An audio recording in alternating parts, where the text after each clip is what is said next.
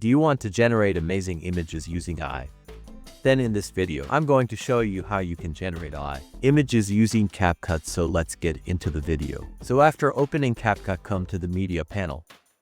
Then come to AI media, so you click on AI image. And as you can see, this is the AI image window. So you can put your prompt here. So you just right click, then paste your prompt. Then also you can come to model. So you select model. Then you can select any model that you want to use, but I'm going to go with the default one, which is the General V 2.0. Then also you come to aspect ratio, so you click on aspect ratio. Then you can select any aspect ratio that you want.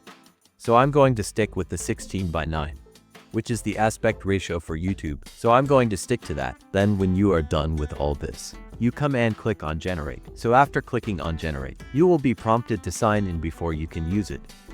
So I'm going to sign in with my Google account. So as you can see, CapCut is generating our image. So you wait for a while for your images to be generated for you. So our images has been generated.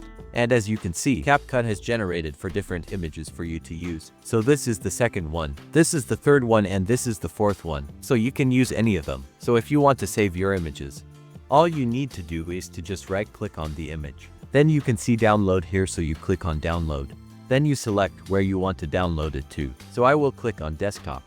Then you click on save. So it will be saved onto your computer. So you can also regenerate another set of images. So to do that, you can come and click on the regenerate here, and CapCut will regenerate another 4 images for you. So as you can see, another set of images has been generated for us to use. So you can download what you need onto your computer. So this amazing AI image generator in CapCut is mind-blowing, so I want you to try that out. And let me know your feedback in the comment section. So if you like this video, kindly give us a thumbs up and also subscribe to the channel. See you in the next video.